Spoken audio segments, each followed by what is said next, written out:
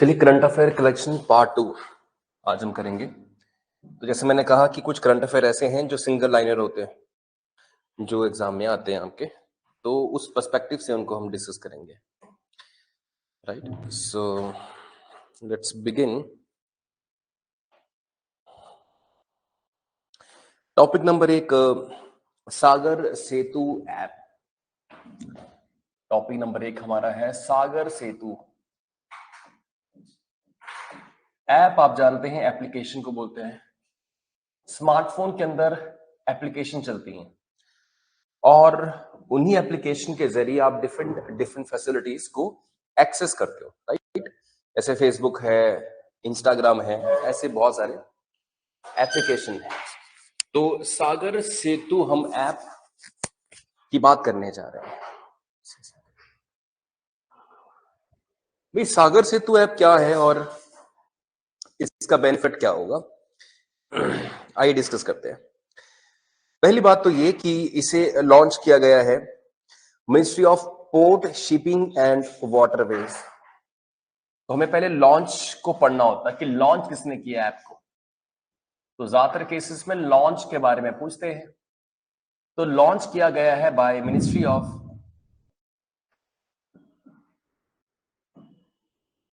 Ministry of port,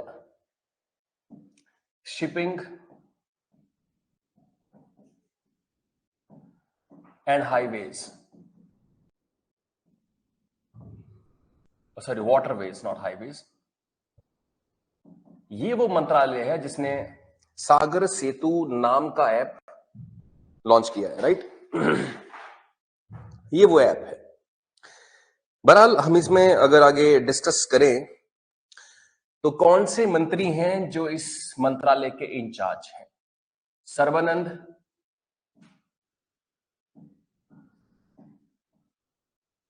Sonowal. तो Sarbananda Sonowal ministry of port, minister हैं port, shipping और वाटरवेज के। इसके बाद हम बात ये करना चाहेंगे कि इसे लॉन्च क्यों किया गया है। तो इस ऐप का पर्पस क्या है, ये ऐप करेगा क्या, ये हमें डिस्कस करना है। इस ऐप का उद्देश्य क्या है, इस ऐप को लॉन्च करने का पर्पस क्या है। तो पर्पस आप जानिए, जैसे इंपोर्टर और एक्सपोर्टर होते हैं। आप जानते हैं कि अधिकतम जो माल होता है, सामान होता है, वो किस रास्ते आता है? समुद्र के रास्ते, जानते हैं आप। क्योंकि हैवी लोड जो है वो तो शिप के जरिए आएगा, बहुत बड़ी कार्गो शिप्स होती हैं।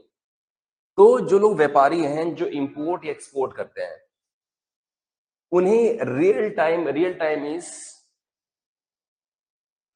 का मतलब से अभी टाइम हुआ है, मान लो 9:18। तो 9:18 पे जो उनका माल है वो कौन सी शिप में है, कहां जैसे पहुंचा है, उनको सारी जानकारी देता रहेगा।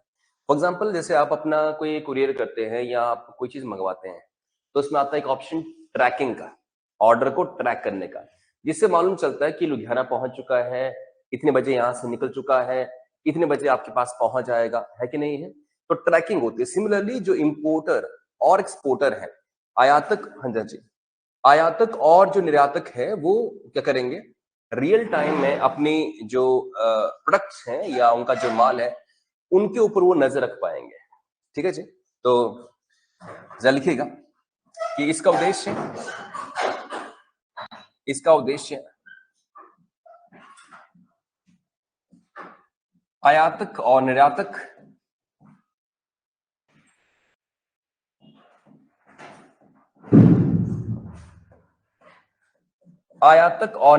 को अपने माल के बारे में रियल टाइम में जानकारी मुहैया करवाना है। रियल टाइम में जानकारी मुहैया करवाना है। इंग्लिश में कहेंगे हम लोग, the purpose of this app is to provide the purpose of this app is to provide the real time information about the real time information about the products of importer and exporter.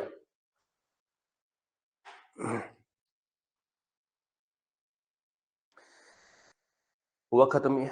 I repeat, Sagar Setu app क्या है, उसे discuss करने से पहले ये जानना पड़ेगा कि ये ऐप लॉन्च किसने किया है। तो इस ऐप को लॉन्च किया है ministry of port, shipping and highway, ये मंत्रालय जिसने इसको लॉन्च किया है। इस मंत्रालय के हेड कौन है, means who is the minister of port, shipping and waterways, Sarbananda Sonowal, इन्होंने इसको लॉन्च किया है। इस ऐप का पर्पस क्या है कि समुद्र के इलाके में या समुद्र के अंदर जब आपका सामान आ रहा होता है, बड़े बड़े व्यापारी हैं जो इंपोर्ट या एक्सपोर्ट करते हैं, तो उनको मालूम हो कि उनका जो प्रोडक्ट है वो एग्जैक्टली कहाँ जैसे पहुंचा है, किस लोकेशन पे है। जैसे हमें, मैंने कहा कि जब हम बाय करते हैं फ्रॉम Amazon और फ्लिपकार्ट, तो हमें वहां ट्रैकिंग की ऑप्शन आती है कि हमारा जो प्रोडक्ट है वो एग्जैक्टली कहाँ जैसे पहुंचा है, तो वो ट्रैकिंग की जानकारी वो हमें देंगे। तो चलिए, ये तो एक टॉपिक यहां से खत्म हुआ। नेक्स्ट टॉपिक है लीन डायबिटीज। अब जो मैं टॉपिक आपसे आज और कल डिस्कस करूंगा, ये पिछले एक महीने के सिंगल वन लाइनर टॉपिक है, एंड आई पर्सनली बिलीव कि यहां से एक आध क्वेश्चन पक्का आ जाएगा 2 दिनों की डिस्कशन से। चलिए, नेक्स्ट है लीन डायबिटीज। डायबिटीज क्या होती है मालूम है? लीन डायबिटीज क्या होती है? पहले आप ये बताओ कि डायबिटीज क्या चीज है। मधुमेह, डायबिटीज, डायबिटीज कैसे हो जाती है? डायबिटीज कैसे हो जाती है? हाँ जी, शुगर ज्यादा लेने से, शुगर चाय पीते रहे या मीठा खाते रहे, ऐसा इससे होता है जो डायबिटीज है। एक बात तो साफ है कि जो डायबिटीज के पेशेंट हैं उन्हें मना किया जाता है कि आप मीठा ना लें, ये तो बात सही है। इसका मतलब ये कि डायबिटीज को बढ़ाने का कारण भी क्या है, मीठा है। तो डायबिटीज पैदा किससे होती होगी, मीठे से होती होगी, ये बात तो तय है। मगर मीठे के साथ साथ में कुछ और चीज हैं, जैसे कार्बोहाइड्रेट्स। कार्बोहाइड्रेट्स, आपने मीठा ना बोल के क्या बोलना, कार्ब्स कहने हैं, कार्बोहाइड्रेट्स। जैसे आपके जिम वाले कार्ब्स लेते नहीं है, वो कार्बोहाइड्रेट लेते ही नहीं है। कार्ब्स किसमें अधिकतम है, चावल में और गेहूं में, अनाज में कार्ब्स होते हैं, कार्बोहाइड्रेट्स भरपूर होते हैं, राइट। तो वो लोग नहीं खाते हैं इसका। लास्ट टाइम मैंने राहुल गांधी जी का इंटरव्यू देखा, तो वो जिम फ्रीक हैं, देखने को लगता है कि नहीं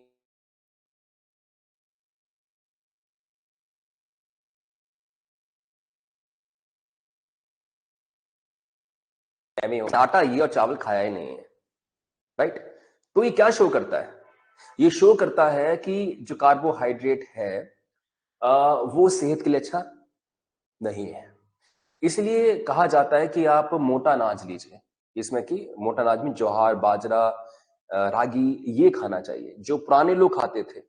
और आज की generation I don't think in अनाज को कभी खरीदती भी होगी, मार्केट से देखे भी नहीं होंगे मेरे ख्याल से, आई डोंट थिंक। तो what we are consuming simply carbs. आप लोग भी जब ब्रेकफास्ट करते हैं तो क्या करके आए हैं, इधर मतलब चपाती और चावल, है ना, दोनों में से कोई एक होगा। तो कॉन्टिन्यूसली कार्ब्स लेना इज नॉट राइट, क्योंकि कार्ब्स लेने से डायबिटीज हो सकती है। और कार्ब से होता क्या है, कार्बोहाइड्रेट से तुरंत एनर्जी मिलती है, तुरंत एनर्जी मिलती है। तो आप देखेंगे कि जो हमारे इंडियन लोग हैं वो अधिकतम कार्ब से लेते हैं। साउथ इंडिया में चावल खाते हैं बहुत ज्यादा, तो इंडिया के ऊपर वाले हिस्से में, नॉर्थ इंडिया में, लोग चपाती ज्यादा खाते हैं, गेहूं ज्यादा खाते हैं। बहरहाल, तो डायबिटीज का होने का एक बड़ा कारण है कार्बोहाइड्रेट्स। इवन जो शुगर है, शुगर के अंदर भी कार्बोहाइड्रेट्स काफी प्रचुर मात्रा में होती है। और आपने कभी सॉफ्ट ड्रिंक को अगर देखा क्या, पी भी होंगे आपने। सॉफ्ट ड्रिंक के अंदर आप पाएंगे, पढ़ेंगे पीछे, शुगर की मात्रा कितनी, कार्बोहाइड्रेट्स कितनी होती है। सो उससे एकदम से क्या मिलती है, एनर्जी मिलती है। ऐसा आप जैसे जिम वाले कई लोग ना चावल और दही मिला लेते हैं, then they go to the gym, तो तुरंत क्या आती है उनको, एनर्जी आती है। और शुगर कम हो जाता है तो आप तुरंत ओआरएस का घोल पी लेते हैं, या बोलते भी चीनी और नमक मिला के इनको पिला दीजिए, सही कि नहीं है। तो उससे तुरंत क्या मिलती है, हमें एनर्जी मिलती है। तो इंस्टेंट एनर्जी किससे मिलती है, कार्बोहाइड्रेट से तुरंत एनर्जी मिलती है। खाना खाया नहीं कि आप ऊर्जा में तुरंत आ जाते हैं। बहरहाल बात की जाए तो ये लीन डायबिटीज क्या है, ये लीन डायबिटीज हो रही है प्रॉब्लम झारखंड के अंदर, छत्तीसगढ़ के अंदर। तो इस समस्या क्या है कि झारखंड के कुछ ऐसे इलाके हैं जो जनजातीय हैं, और वहां पे लोगों को कई बार भूखा भी रहना पड़ता है। एंड वो लोग इंटरमिटेंट स्टारवेशन मैंने फास्टिंग कर रहे हैं। जैसे हमारे पास तो इतना फैसिलिटी है कि हम लोग तीनों टाइम खाना खा सकते हैं, बट कई उनके हालात ऐसे बद से बदतर है कि वो खाना दिन में एक ही बार खाते हैं, या कई बार तो 2 दिन बाद खाना खाते हैं, ऐसे भी हालात हैं। और ऐसी स्थिति में आप बहुत फास्टिंग भी करेंगे ना, बहुत फास्टिंग, तो भी डायबिटीज हो सकती है। बहुत फास्टिंग करने से, रेगुलर फास्टिंग से डायबिटीज हो सकती है। तो कई लोग बहुत व्रत और फास्ट रखते हैं, and then they find in the later stage of life इनको डायबिटीज हो रखी है। चलिए लिखते हैं कि ये लीन डायबिटीज क्या है। तो लीन डायबिटीज लिखिए इसके बारे में मुख्य बिंदु मीन्स की पॉइंट्स, और लिखना स्टार्ट कर दीजिए। लीन डायबिटीज कब होती है, तो फर्स्ट पॉइंट में 2 चीजें आपके माइंड से जानी नहीं चाहिए, एक फास्टिंग या फिर स्टारवेशन। व्हाट इज स्टारवेशन, भूखमरी। स्टारवेशन और फास्टिंग मीन्स आप चाह के खाना नहीं खा रहे हैं, और स्टारवेशन है कि आपको खाना है ही नहीं खाने के लिए। और फास्टिंग मीन्स आप चाह के खाना, जैसे अभी हमारे मुस्लिम जो भाई बहन लोग हैं वो रोजा रख रहे हैं, तो उनकी फास्टिंग है, वो अलग चीज है। स्टारवेशन मीन्स खाना खाने को है ही नहीं। फास्टिंग और स्टारवेशन प्लस कार्बोहाइड्रेट, ये 2 चीजें हैं। मैंने एक तो आप फास्टिंग भी कर रहे हैं और साथ साथ में कार्बोहाइड्रेट भी काफी बड़ी मात्रा में ले रहे हैं। कार्बोहाइड्रेट जैसे अगर खाना खाने को नहीं है और जब है तो गेहूं और चावल है, तो इस कारण से क्या हो जाएगा, आपको लीन डायबिटीज हो जाएगी। लीन डायबिटीज मींस ये जो डायबिटीज होगी ये पर्सन को बहुत पतला कर देगी। अक्सर डायबिटीज के पेशेंट को मोटापा आना शुरू हो जाता है, और कुछ पेशेंट को मतलब वो वीक पतले होते जाते हैं। तो डायबिटीज के बड़े टाइप हैं, type A diabetes, type B, या टाइप 1 टाइप 2 डायबिटीज, ऐसे बहुत सारे डायबिटीज है। तो इसको तो लिखिए नेक्स्ट पॉइंट के अंदर, ये समस्या छत्तीसगढ़ के अंदर पाई गई है। ये समस्या छत्तीसगढ़ के अंदर पाई गई है। This problem is found in Chhattisgarh. This problem is found in Chhattisgarh. तो ये छत्तीसगढ़ के जनजातीय इलाके में, जो जनजाति हैं जहां उनको दिक्कत आती है, उन्हें खाना खाने को प्रॉपर नहीं मिलता, तो वहां ये समस्या है। तो fasting, starvation, carbohydrate, and then next point है छत्तीसगढ़ में। अच्छा, डायबिटीज क्या ऐसी बीमारी है जो कम्युनिकेबल है कि नहीं है? क्या डायबिटीज किसी को छूने से फैल सकती है? छूने को, इट मीन्स नॉन कम्युनिकेबल ये डिजीज है। Diabetes is non communicable. Diabetes जो है वो नॉन कम्युनिकेबल डिजीज है। और नॉन कम्युनिकेबल को हिंदी में क्या बोलते हैं? हाँ जी, माने ये छुआछूत की बीमारी नहीं, ऐसे बोलेंगे इसको, ये छुआछूत की बीमारी नहीं है, ऐसे बोलेंगे आई थिंक। छुआछूत कहते हैं, हाँ, देख लेना उसको। इस नॉन कम्युनिकेबल डिजीज मीन्स छूने से ये नहीं फैलती है। तो ये छुआछूत वाली बीमारी नहीं है, माने छूने से ये नहीं फैलती है। और आखिरी पॉइंट ये है कि जो डायबिटीज है ये जेनेटिक डिजीज है। व्हाट इज जेनेटिक डिजीज, बता सकते हैं आप? हाँ हाँ हाँ, माँ बाप से आती है। यदि माँ बाप को डायबिटीज थी तो बच्चों को भी हो जाएगी। आप में से किसी को डायबिटीज है? ठीक है, चेक कराइयो, होगी, राइट? नहीं, फ्रैंकली स्पीकिंग होगी, फिलहाल आप चेक नहीं करा रहे हैं। I don't think we Indians, हम अभी हमारी समस्या क्या है कि हम हेल्थ हमारी प्रायोरिटी नहीं है। हमारे लिए प्रायोरिटी फिलहाल कुछ और चीजें हैं, हेल्थ हमारी प्रायोरिटी नहीं है। फॉर एग्जाम्पल चंबा में कोई योगा सेंटर खोल देगा, नहीं चलेगा फिलहाल। समस्या क्या है कि फिलहाल हम लोगों की यहाँ हेल्थ प्रायोरिटी नहीं है। योगा सेंटर कहाँ से चलेंगे? हम लोग रेगुलर हेल्थ चेकअप करवाते ही कहाँ है? हमें चिंता ही कहाँ है हेल्थ की? जिस दिन क्राइसिस आता है फिर हम चलते हैं किसी हॉस्पिटल में कि कुछ करते हैं इसका। तो रेगुलर हमें हेल्थ की चिंता नहीं। आई डोंट थिंक हमने या मैंने आपने पिछले कई सालों से हेल्थ चेकअप लिए होंगे। बीमार पड़ते हैं तो जाते हैं, फिर वहां पे हमारे टेस्ट होते हैं। नॉर्मल कंडीशन में हम कभी नहीं जाते हॉस्पिटल कि चेक कर दो जी ठीक ठाक है कि नहीं है सिस्टम, कभी चेक नहीं करवाते। तो अगर हम चेक करवाएंगे तो कुछ कुछ निकल ही आएगा। चलिए आगे बढ़ते हैं।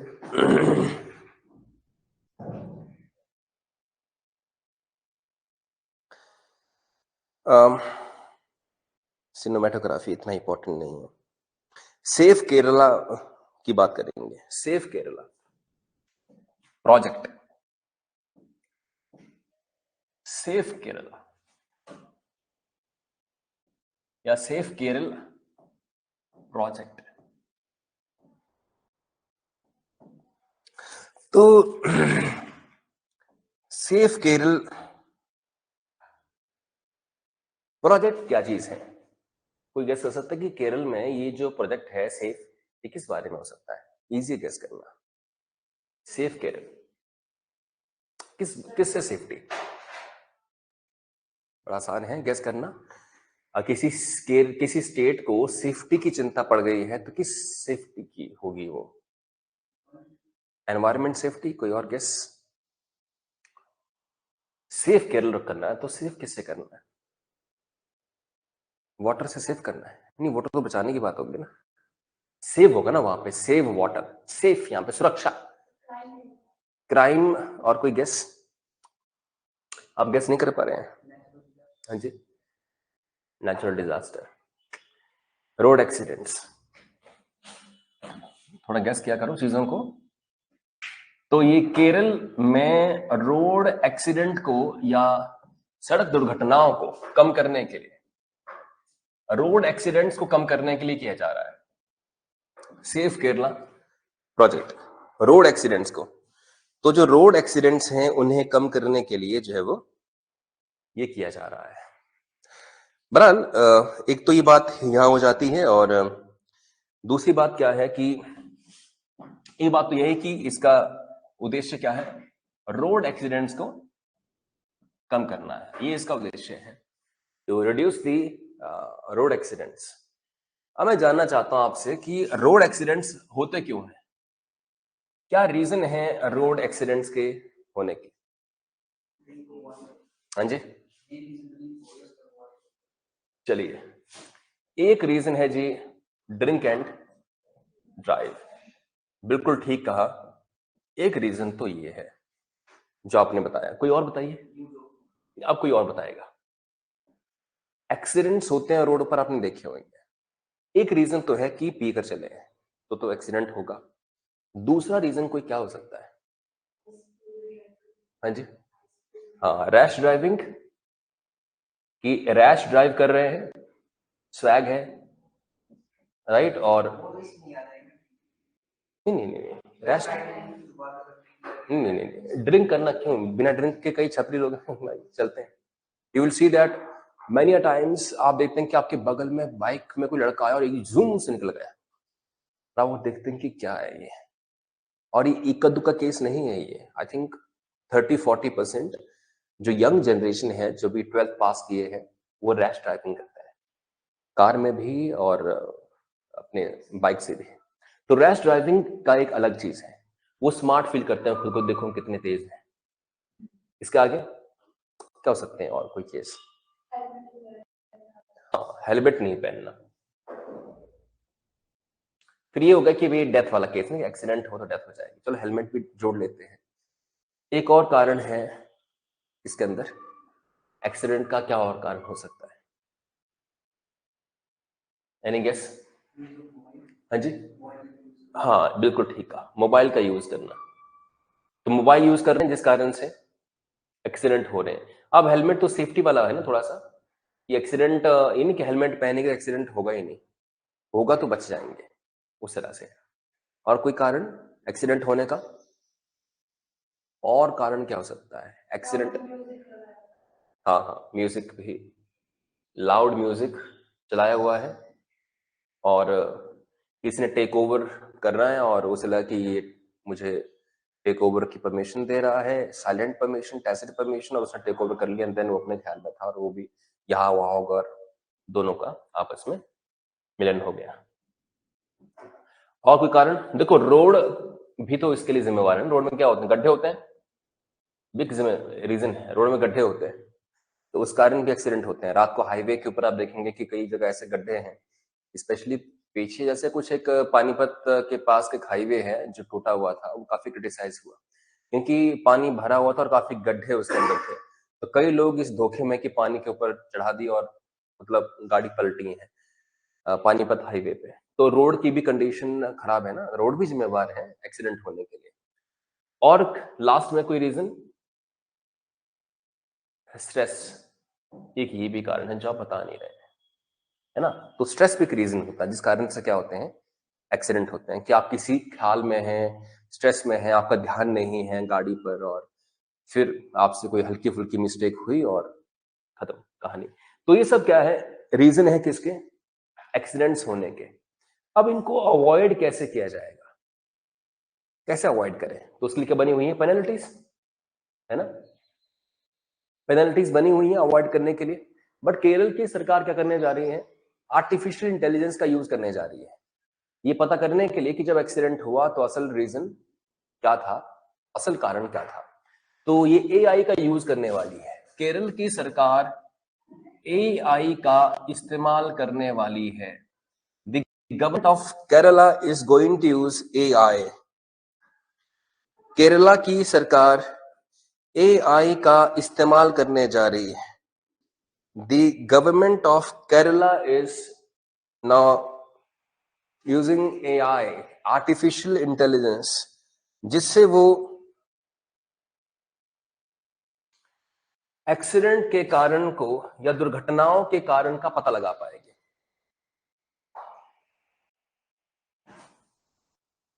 Because of which the government will be able to find the real reasons of accidents, the real reasons for accident, दुर्घटनाओं का कारण पता कर पाएंगे भी किस कारण से दुर्घटना हो रही है, किस कारण से एक्सीडेंट्स हो रहे हैं, राइट। और जो भी वायलेशंस होंगी वो वायलेशंस के ऊपर पेनल्टी पड़ेंगी। जैसे अक्सर पेनल्टी डालते कौन है, पुलिस वाले, कि पुलिस ने देखा कि आपके पास डॉक्यूमेंट्स नहीं है इत्यादि है, जो भी है, रैश ड्राइविंग कर रहे हैं तो आपको फाइन पड़ गया। बट जहां पुलिस वाला है ही नहीं, मान लो जैसे पुलिस वाला यहाँ चंबा में सुल्तानपुर में है, तो यहां से आगे 35-36 किलोमीटर तक कई बार होंगे ही नहीं पुलिस वाले देखने के लिए। आप कितनी बार रोड पे चलते हैं और कितनी बार आपको पुलिस वाले मिलते हैं? शायद एक महीने में एक बार भी नहीं। आप एक महीने तक लगातार गाड़ी चलाइए, आपका पुलिस से सामना शायद एक महीने में एक बार होगा या फिर नहीं होगा, ये रेशो है। तो अगर आप एक दिन पकड़े गए, ठीक है, फाइन पड़ गया, तो बाकी जो 30 दिन है, 29 दिन, तब तो आप स्कॉट फ्री जा रहे हैं, कुछ भी कर रहे होंगे। तो इस मीन्स पुलिस हर समय हर जगह नहीं हो सकती है। बट वायलेशन करने वाला हर दिन वायलेशन कर रहा है, हर दिन हेलमेट नहीं पहन रहा है, पकड़ा जा रहा है सिर्फ महीने के बाद। हर दिन वो रैश ड्राइविंग कर रहा है, पकड़ा जा रहा है महीने के बाद। इन बिटवीन दैट अगर वो एक्सीडेंट हो जाए तो उसकी जान चली जाएगी। तो एआई से हम क्या करेंगे, हम डिफरेंट डिफरेंट पॉइंट पर सेंसर लगा देंगे। जैसे मान लो 1-2 किलोमीटर के डिस्टेंस पे सेंसर लगा देंगे, तो जो भी फास्ट गाड़ी होगी जो उस नियम के अकॉर्डिंग फास्ट, जैसे मान लो चंबा की रोड पे इतना होता कि भी आपने 70 किलोमीटर पर आवर पे चलना है, इससे कम चलना है, वहां उस सबसे मीटर सेट होंगे। और फिर अगर कोई ज्यादा स्पीड पे हुआ तो उसकी जो है जो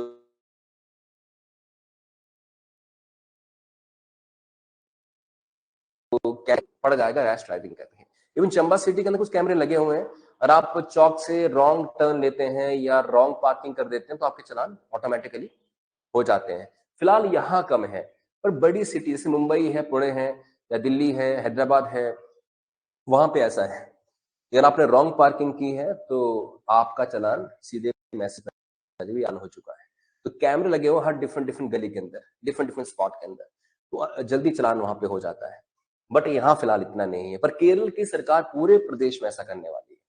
देखो सिटी के अंदर करना तो चलो शिमला में कर दिया, धर्मशाला में कर दिया, कहीं और कर दिया, चलता है, भी इतना तो चल कर सकते हैं, पर पूरे ही स्टेट में करना इज वेरी डिफिकल्ट है। तो ये पूरे प्रदेश में करने वाली है केरल की सरकार, एआई का इस्तेमाल। समझे आप लोग? तो आर्टिफिशियल इंटेलिजेंस क्या होती है? Automatic. Artificial mean simply automatic तरीके से, जैसे ह्यूमन मैनुअली काम करता है, एआई ऑटोमेटिक काम करती है। जैसे दरवाजा है, हम खोल के अंदर आ रहे हैं, अगर आदमी के आते ही दरवाजा खुल जाए, this is called artificial intelligence.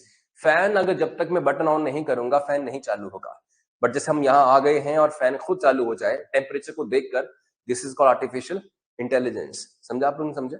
वैसे ही ट्यूबलाइट्स जलाई तो जली हैं, बट हमारे अंदर आते ट्यूबलाइट्स चल पड़े और निकलते ही बंद हो जाए, that is called artificial intelligence. घर का जो आपका गेट है अंदर, सब कुछ ये सब चीजें कि आप घर के अंदर निकले गाड़ी लेकर, गेट खुल गया, घर से बाहर निकले गेट बंद हो गया, और अलार्म बजाते हैं जब कोई बाहर से ट्रेस पास करेगा। ट्रेस पास मीन्स कि कोई आपकी दीवार को फांद कर अंदर घुसने की कोशिश करता है, तो एक स्ट्रॉन्ग अलार्म बजेगा जो पूरे मोहल्ले को सुनाई देगा।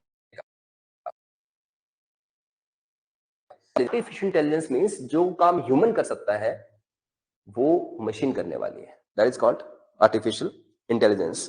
तो ह्यूमन बीइंग को मशीनों से रिप्लेस करवा दिया जाएगा। अच्छा, ह्यूमन बीइंग के पास ऐसा क्या है जो मशीनों के पास नहीं है? बताइए जरा। इंसान के पास ऐसा क्या है जो मशीन के पास नहीं है? बाकी सब कुछ है।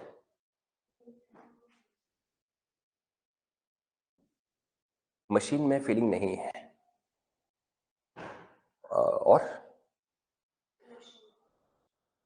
चलिए, बिल्कुल ठीक कहा आपने, मशीन में इमोशंस नहीं है।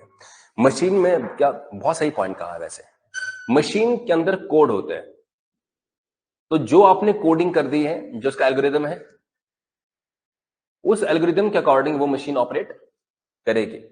पर ह्यूमन के पास क्या होती है? फीलिंग होती है। फॉर एग्जाम्पल, अगर काले रंग के कपड़े जो पहन के आए हैं उनको थप्पड़ मारना, तो मशीन सबको थप्पड़ लगाएगी। इंसान होगा तो यार ये बेचारा पतला सा दुबला सा दिख रहा है, रहने देते हैं इसको, तो थप्पड़ लगाना, राइट? वो इमोशनल केस आ गया। मशीन इमोशनल नहीं, इमोशन नहीं है उसके अंदर, उसमें कोड दे दी गए कि ये कलर दिखा, ये ऐसा ऐसा हुआ, तो तुमने ऑपरेशन एग्जीक्यूट करना। तो फिर कोड चलते हैं, वो लैंग्वेज प्रोग्रामिंग लैंग्वेज है जो कि एग्जीक्यूट होती है, और फिर उसके बाद प्रोसेसिंग होती है चीजों की, और फिर रिजल्ट आते हैं। ह्यूमन बीइंग के पास एक्चुअली ब्रेन है और मशीन के पास ब्रेन नहीं था, अब है। मशीन में ब्रेन डाल दीजिए, मशीन बन जाएगी ऑटोमेटिक, उसको बोलते हैं आर्टिफिशियल इंटेलिजेंस। तो अगर मशीन के अंदर ब्रेन डाल दो, it will become artificial intelligence kind of thing. तो फिर वो अपने आप ऑपरेट करेगी, अपने आप मतलब काम करेगी। जैसे बड़े बड़े प्लांट जो होते हैं, फॉर एग्जाम्पल पेप्सी या कोका कोला के जो प्लांट है, तो उन प्लांट के अंदर जो फिलिंग होती है बॉटल के अंदर सॉफ्ट ड्रिंक की, वो अपने आप होती है, कोई ह्यूमन वहां काम नहीं कर रहा है।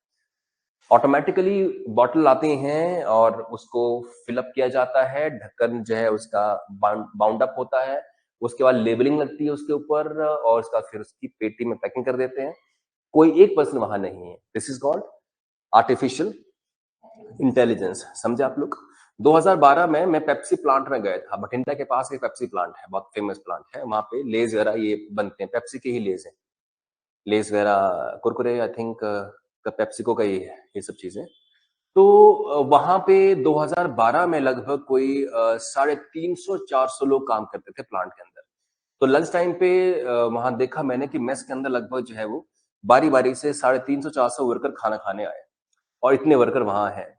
फिर 2019 में 6 साल के बाद में, 5 साल के बाद में फिर गया वहां पे, तो आई रियलाइज दैट कि कंपनी के अंदर कोई वर्कर नहीं दिख रहा मेरे को, एक कोई सुपरवाइजर है, कुछ है, मैंने गिन चुन के कोई 30 आदमी थे। इतने सारे लोग कहाँ चले गए? मैं उनका पूछा कि इतने सारे लोग कहाँ चले गए, तो उन्होंने कहा भी पूरी कंपनी क्या हो गई है, ऑटोमेटेड। इसे बोलते हैं ऑटोमेशन, ऑटोमेशन। और उसी का एडवांस वर्जन क्या है, आर्टिफिशियल इंटेलिजेंस। तो उन्होंने मुझे अंदर लेके गए, दिखाया, तो बॉटल जो सॉफ्ट ड्रिंक की शीशे वाली बॉटल है, वो अपने आप कन्वेयर बेल्ट पे आ रही है, वॉश हो रही है, क्लीन हो रही है, वहां उसके अंदर सॉफ्ट ड्रिंक फिलअप हो रही है, ढक्कन चढ़ रहा है, लेबलिंग की जा रही है, मार्किंग की जा रही है, पेटी में डल रही है, ट्रक में लोड हो रही है वो सब चीजें, और कोई एक आदमी वहां खड़ा नहीं है। बस एक सुपरवाइजर है जो लिख रहा है रीडिंग, अच्छा कितना माल गया है, कितना हो गया हुआ है, मशीन की रीडिंग क्या है, मशीन ठीक है कि नहीं है, सब कुछ ठीक चल रहा है कि नहीं चल रहा है इत्यादि। वो सिर्फ देखने के लिए है, काम वो नहीं कर रहा वहां पे। तो ये क्या शो करता है कि मशीन ह्यूमन को रिप्लेस करने वाली है। तो फ्यूचर में जो ह्यूमन बीइंग काम करते थे वो काम शायद उनके पास अब नहीं होगा। तो जो टिपिकल हम लोग काम करते हैं वो काम फ्यूचर में होने वाले नहीं है। एक टाइम पे रोड बनाने का काम मजदूर किया करते थे, तो पूरे इलाके के लोगों को काम मिलता था। अब रोड बनाने के लिए 5 लोग चाहिए, एक जेसीबी ऑपरेटर, एक हेल्पर साथ में उसका कि डीजल डालता रहे साथ साथ में और कुछ पेच वेच टाइट करता रहे, नट बोल्ट। एक चाहिए होता आपको बगल में बुलडोजर वाला, दोनों मिलके काम करते हैं, उसका एक 3 लोग ये हो गए। कंप्रेसर वाला चौथा व्यक्ति, कंप्रेसर पकड़नी है तो 2 लोग और ले आओ, कितने लोग हो गए फिर? 6 लोग हो गए, 7 लोग हो गए। तो 6-7 लोग मिलके बना रहे हैं रोड, जबकि पहले कम से कम 150 लोग होते कि रोड को बना रहे हैं, 150 लोग ये रोड के ऊपर। तो काम जा रहा हाथ से। तो आर्टिफिशियल इंटेलिजेंस का जितना फायदा है, थोड़ा थोड़ा नुकसान किसमें है? लोगों की जॉब क्या है, खतरे में है। कोई चिंता की बात नहीं है। जब 1980 में कंप्यूटर आया था तब भी लोगों ने यही कहा था कि क्लर्क और बाबू लोग काम करते हैं हाथ से, तो 5-6 बाबू वहां चाहिए होते हैं क्लर्क। बट अब जो कंप्यूटर आएगा तो सीधे कंट्रोल सी कंट्रोल पी, खत्म काम बाबू का लिखने का, कार्बन पेपर लेके लिखते थे वो नीचे, खत्म काम उनका। तो तब स्ट्रेस एंड क्राइसिस था कि क्या होगा कंप्यूटर के बाद, क्या होगा क्लरिकल वर्कर का। और आप बताइए कि क्या डिपार्टमेंट में क्लरिकल वर्कर कम हुए कि बढ़े हैं, या जॉब्स कम हुई कि बढ़ी है? आफ्टर इन्वेंट ऑफ कंप्यूटर या कंप्यूटर का भारत में आने के बाद बढ़ी ना जॉब्स। आज हर कहीं आप देखेंगे कंप्यूटर शॉप्स हैं, हर कहीं कंप्यूटर की जॉब्स हैं, और सबसे ज्यादा इंजीनियर कौन से वाले हैं? Computer engineer. और सबको जॉब मिल रही है, ऐसा नहीं कि कुछ लोग होंगे जिन्हें जॉब नहीं मिली है, वो अनस्किल्ड लोग हैं जिन्हें कोई शौक नहीं था कोडिंग करने का, बस घर वालों ने बोला कि कर लो तो कर लिए है, वो एक अलग केस है। पर जिनको शौक है कोडिंग करने का वो बेकार नहीं बैठा है। जमाना है किसका है? कंप्यूटर और आईटी का है, वो बेकार नहीं बैठा है। इवन दूसरे इंजीनियर से, मैकेनिकल इंजीनियर और इलेक्ट्रिकल, वो भी कंप्यूटर में जाके कोडिंग कर रहे हैं आजकल। मेरे कई ऐसे जान पहचान के हैं जो इलेक्ट्रिकल इंजीनियर हैं, पर काम किसमें कर रहे हैं? आईबीएम में, इन्फोसिस में, जो कोडिंग वाली कंपनी है वहां कर रहे हैं काम। तो इतनी अपॉर्चुनिटीज हैं आईटी में, तो हम कैसे बोल सकते हैं कि भाई एआई आने से नौकरियां खत्म हो जाएंगी? नौकरी क्रिएट करेंगी, हाँ ये जरूर कि कुछ नौकरियां ये खा जाएंगी और कुछ नौकरी क्रिएट भी करेंगी। जितनी जॉब्स खाएंगी उससे ज्यादा ये क्रिएट करेंगे। एआई आने से ये जरूर है कि गेट कीपर का काम खत्म हो जाएगा। ड्राइवरलेस कार, ड्राइवर की जॉब खतरे में। टेस्ला ने बनाई ना कार, टेस्ला ने, गूगल ने, कोई ड्राइवर नहीं है, ड्राइवरलेस कार्स, कोई ड्राइवर नहीं है। तो जॉब तो गई ड्राइवर की फिर उस हिसाब से, पर अपॉर्चुनिटीज बनेंगी। और जैसे कार को रिपेयर करना, कार में बैटरी, तो बैटरी के इंजीनियर चाहिए होंगे, राइट। कार को रेगुलेट करना है, उसको नेट सप्लाई चाहिए, नेट कनेक्टिविटी चाहिए, हैकिंग से बचाना है तो हैकिंग इंजीनियर चाहिए। आपको लगता नहीं कि आजकल दौर ऐसा आने वाला है कि स्मार्ट लोग चाहिए? फिजिकल काम सारा खत्म होने वाला है, फिजिकल काम, लोड उठाना, लोड करना, इस शायद काम खत्म होने वाला है। चलिए कोई बात नहीं, आगे बढ़ते हैं। हाँ जी, किसमें क्या? नई गाड़ी कौन सी? इलेक्ट्रिकल वाली? हाँ, पता नहीं ऐसा हो रहा है क्या? कौन सी अभी अभी आई गाड़ी? नहीं, कोई 80 से ऊपर स्पीड नहीं जा रही है। ये पूरे इंडिया में ऐसा है? मुझे क्यों लगता है कि मुझे विश्वास करना मुश्किल हो रहा है। नहीं नहीं नहीं, मेरे को लेके चलो, ऐसा नहीं है। तो किससे निकलाना लॉक के operate?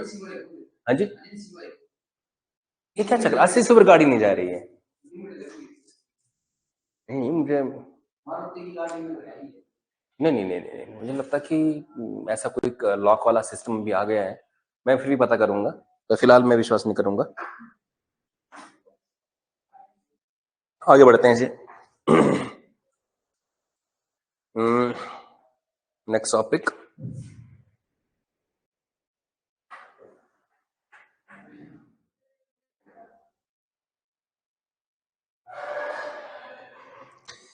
What is polygamy? What is polygamy? हाँ जी, ज्यादा बाइक, वाई, हाँ जी, राइट, बिल्कुल। तो पॉली मीन्स मैनी एंड गैमो होती मैरिज, है ना। तो पॉलीगैमी का मतलब है कि एक से ज्यादा शादी करना। एक से ज्यादा शादी कौन करता है? हाँ जी, मुस्लिम। किस धर्म में एक से ज्यादा शादियां होती हैं? तो ये हुआ बायस, इसको प्रिजुडिस, स्टीरियोटाइप। ऐसा नहीं है कि मुस्लिम ही करते हैं, गोवा के अंदर हिंदू भी शादी कर सकते हैं एक से ज्यादा। मैंने लास्ट टाइम कहा था, उनकी वाइफ को बेबी अगर नहीं हो रहा है तो सेकंड मैरिज वो कर सकते हैं, but after the advice of doctor. Doctor लिख के दे दे कि हाँ इनकी वाइफ इनफर्टाइल है, तो वो दूसरी मैरिज कर सकता है वहां पे गोवा में। पर गोवा के अलावा इंडिया में कहीं भी हिंदू है कोई और उसकी बीवी या वाइफ इनफर्टाइल है, उनको बेबी नहीं हो सकता है, देन उनके पास ऑप्शन सिर्फ अडॉप्शन की है। ही cannot marry a second woman, समझा आप? तो गोवा में छूट है बहरहाल।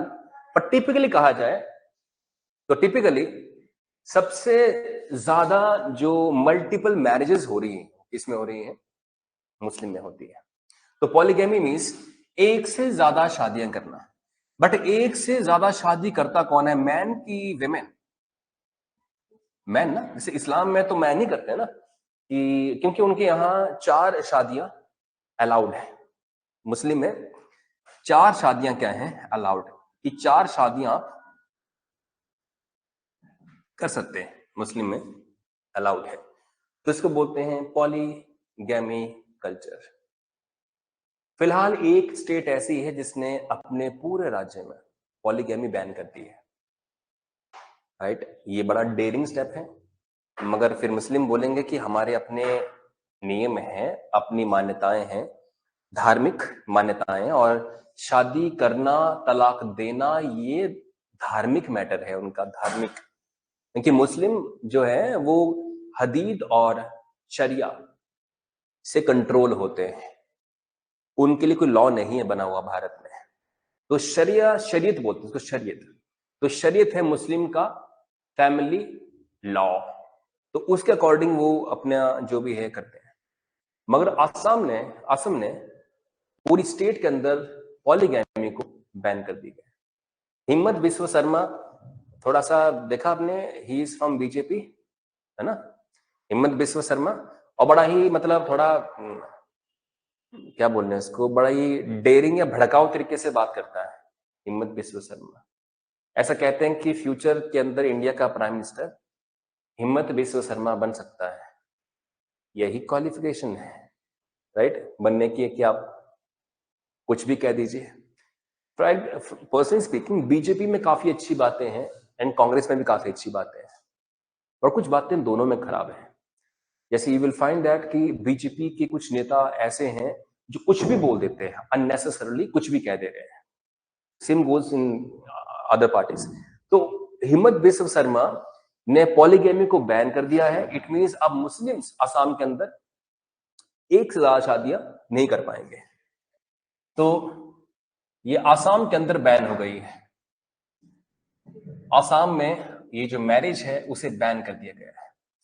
अब असम के अंदर हिंदू चलो वो तो कर ही रहे थे कि शादियां, मुस्लिम को भी एक ही शादी करनी पड़ेगी। तो जिस कारण से असम के अंदर जो मुस्लिम है वो क्या कर रहे हैं अब, प्रोटेस्ट। मुस्लिम क्या कर रहे हैं जी, प्रोटेस्ट कर रहे हैं, समझा आप लोग। उनका कहना है कि उनके धर्म में छेड़छाड़ है, कि उनको उनका धर्म परमिशन देता है 4 शादियां करने की, तो इसे बैन करने वाली कोई सरकार क्यों है जो बैन कर रही है। तो फिलहाल मुस्लिम कर रहे हैं इसे प्रोटेस्ट। अच्छा, आपके अकॉर्डिंग क्या सच में पॉलीगैमी बैन हो जानी चाहिए भारत में? क्या जो असम ने किया अपने स्टेट में, वहां के मुख्यमंत्री हिम्मत बिस्व शर्मा ने, HB शर्मा ने, क्या पूरे देश में कर देना चाहिए ऐसा? तो अधिकतम लोग कहेंगे कि हाँ जी कर देना चाहिए, बट फिर वही बात है कि जो कहेंगे वो कहेंगे हिंदू या सिख, ऐसे मजहब के लोग। तो जैसे पॉलीगैमी का बेनिफिट कैसे मिलता है मुस्लिम को ना, तो जिसको बेनिफिट मिल रहा है वो तो मना नहीं करेगा। बाकी कम्युनिटीज हैं जिनको बेनिफिट नहीं मिलता मल्टीपल मैरिजेस का, तो क्या बोलेंगे? हाँ बैन कर दो। आपका विचार क्या है? क्या पॉलीगैमी बैन नहीं चाहिए? No confusion, right? It means जिसको बेनिफिट मिलेगा वो नहीं चाहता कि उसे बैन कर दिया जाए, और जिससे बेनिफिट नहीं मिल रहा वो कह रहा है खत्म करो, ऐसे ही चीज खत्म करो। तो मुस्लिम्स के पास ये अपॉर्चुनिटी है कि वो मल्टीपल मैरिज कर सकते हैं।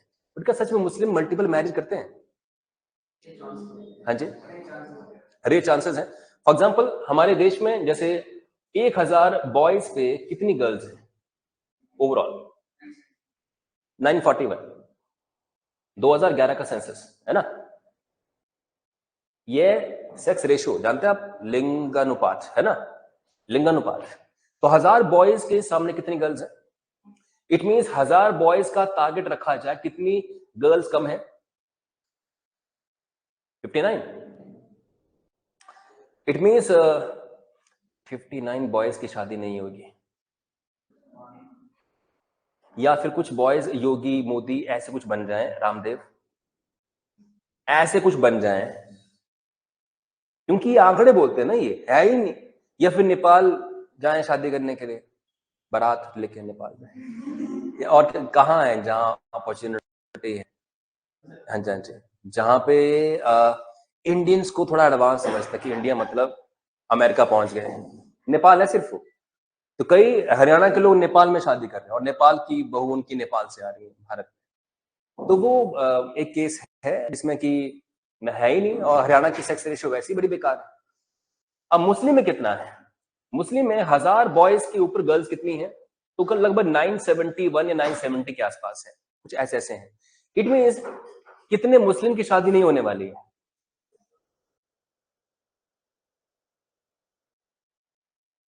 वो भी मुस्लिम एक ही शादी करे तो भी 970 लड़कों को 970 मिली ना एक तरह से, 30 तो खाली रह गए। इससे क्या हुआ कि 30 अनमैरिड है। अगर इनमें से कोई ऐसा निकल आया कि बोले मैंने 4 करनी है, तो 3 तो वो ले गया, एक्स्ट्रा से और ले गया, तो यहां तो 33 से 33 लोग रह गए। अब यहाँ पे 2-4 लोगों ने और कर दी, तो फिर तो अनमैरिड की संख्या 50 पहुंच जाएगी 1000 की संख्या, है कि नहीं है?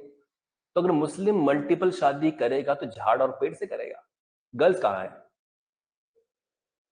शादी करने के लिए, है कि नहीं है? ऐसा होता है ना कि भी 1000 बॉयज के सामने गर्ल्स कितनी होती? सबको 3000, ये होती सेक्स रेशियो। तो 1-3 से कर लो, चल पड़ेगा। बॉयज से कम गर्ल्स हैं तो कैसे शादी हो पाएगी 3 से? नहीं हो पा, नहीं हो सकती है ना। बट हाँ, अगर रईस है मुस्लिम तो कोई भी कर लेगा। सलमान खान कहे कि मैंने 3 शादी करनी, कौन रोकेगा उसे? तो सब खुशी खुशी 3 शादियां कर सकते हैं ना उसके साथ। मगर जो आम हिंदुस्तानी है, आम मुस्लिम जो टायर पंचर कर ठीक करता है, वो जो मैकेनिक है, नॉर्मल जॉब करता है, उसे दूसरी शादी कौन करने वाला है? और खर्चा कहां से लाओगे? एक्सपेंडिचर भी तो बढ़ते हैं ना साथ साथ में। तो बहुत मुश्किल है कि मल्टीपल मैरिजेस होती हैं। और कुछ मुस्लिम करते हैं, जो रईस मुस्लिम है वो करते हैं। जैसे किसी ने कहा कि अरमान मलिक एक यूट्यूबर है, शोएब मलिक की 2 वाइफ है। नहीं, एक तो डिवोर्स होगा ना, सानी मिर्जा का डिवोर्स होगा। नहीं, वो तो कर सकते हैं, डिवोर्स लेके कर सकते हैं। मैंने एट अ टाइम कितनी है उसकी? एक ही होगी ना, वो है। वो तो डिवोर्स हो गया है, तो डिवोर्स में तो हिंदू भी कर सकते हैं, तलाक देते जाओ और आगे बढ़ते जाओ। ऐसा नहीं है, वो तो हर कहीं है। मगर मुस्लिम में क्या है कि एग्जिस्टिंग एक वाइफ घर पे है, एक और ले आए दिवाली में से कि दुकान से मिठाई लेकर आते हैं, राइट? और एक 2 है, फिर तीसरी, फिर 4 की उनको परमिशन है, 4 की परमिशन है। जिस कारण से ऐसा प्रोपेगेंडा फैलाया जाता है कि मुस्लिम तो 4-4 शादी करते हैं, 40-40 बच्चे उनके होते हैं। ऐसा कहना सही नहीं है, इतनी शादियां नहीं होती हैं। मेरे कई मुस्लिम दोस्त हैं, वो नॉर्मल हैं, ये नहीं कि अम्मी अबू अबू एक और मम्मी आ गई, ऐसा कुछ नहीं है। नॉर्मल मम्मी पापा बोलते हैं, नॉर्मल भाषा है, ऐसा कुछ नहीं है। बस चूंकि हमारा उठना बैठना नहीं, हिंदू और कम्युनिटी में इंटरेक्ट ही नहीं करती। वो मंदिर नहीं आते, फिर हम लोग आकड़ में उनके मस्जिद में नहीं जाते, राइट। गुरुद्वारे में देखा 7 लोग मंदिर पहुंचे होते हैं, तो हम भी गुरुद्वारे निकल पड़ते हैं। इट मीन्स जो कॉमन कल्चर शेयर होता है, वहां पे मिसअंडरस्टैंडिंग के चांसेस कम होते हैं। जहां दूरियां बनेंगी, बातचीत कम है, आना जाना कम हो गया, तो बस फिर तो सोचा फैलाएंगे लोग कि तेरे बारे में वो ऐसा कह रही थी, तो ऐसा बोल रही थी, अच्छा अच्छा ऐसा बोलना, उसकी तो ऐसी तैसी, मैं उससे बात नहीं करूंगी पूरी उम्र भर, पता है इनकी उसने कहा ऐसा कि नहीं कहा है। तो जब आपकी इंटरेक्शन खत्म है, उठना बैठना खत्म है, फिर तो कोई भी कुछ ही बोलेगा तो आप मानने के लिए तैयार हो जाएंगे। जैसे कि अखबारों में आता है, टीवी में आता है कि मुस्लिम 4 शादियां करता है, तो हम लोगों ने आप लोगों ने मान लिया कि करता होएगा, विदाउट नोइंग एग्जैक्टली कैसा होता है कि नहीं होता है। ठीक है जी। तो असम के अंदर ये बैन हो चुकी है। फिलहाल ये कोर्ट में मामला जाएगा और कोर्ट में ये बैन सस्पेंड कर दिया जाएगा, क्योंकि कुछ एक आर्टिकल है, जैसे आर्टिकल 25 है, क्या बोलता है, फ्रीडम ऑफ रिलीजन, और 25 से लेकर 28 तक धर्म की आजादी के बारे में कहते हैं, जो फंडामेंटल राइट्स है, जो कहते हैं कि भाई आप अपने धर्म को मान सकते हैं। तो फंडामेंटल राइट से हिम्मत बिस्व शर्मा का डिसीजन टकराएगा तो टूट टूट जाएगा इसका ये जो बैन है। भगवान राम के आगे जो एक तीर आ रहा रावण की ओर से और वो टूट जा रहा है, वैसे वैसा होगा, क्योंकि लोगों के फंडामेंटल राइट्स आप छीन नहीं सकते हैं। तो संसद या पार्लियामेंट या गवर्नमेंट ऑफ इंडिया अगर फंडामेंटल राइट्स में चेंज करे, धार्मिक अधिकारों में चेंज करे, फिर ठीक होगा। मगर ऐसे ही सर्टनली कहीं बैन कर दिया जाए, मुझे क्यों लगता है कि चुनाव आने वाले हैं तो कुछ ऐसा करने की कोशिश है। चुनाव खत्म होंगे, कोर्ट में मामला जाएगा, हट जाएगा, बैन ही है। तो इलेक्शन से पहले थोड़ा सा माहौल बनाने की कोशिश हो रही है कि जैसा आसाम में हुआ वैसा कोई देश में होना चाहिए कि नहीं होना चाहिए। लोग बोलेंगे हाँ होना चाहिए, और एक एक लहर बनती है, एक माहौल बनता है, और शायद इससे भी कुछ वोट का फायदा हो सकता है। बट टेक्निकली ये ऑर्डर कोर्ट में टिकेगा नहीं, 1 मिनट के लिए नहीं टिकेगा ये ऑर्डर, क्योंकि इसमें कोई जान ही नहीं है इस ऑर्डर के अंदर। बैन करना मीन्स लोगों के फंडामेंटल राइट्स को, जो उनका धर्म का अधिकार है, उसको छीन लेना, जिसकी परमिशन नहीं मिलने वाली है। बाकी टॉपिक्स हम कल करेंगे फिनिश।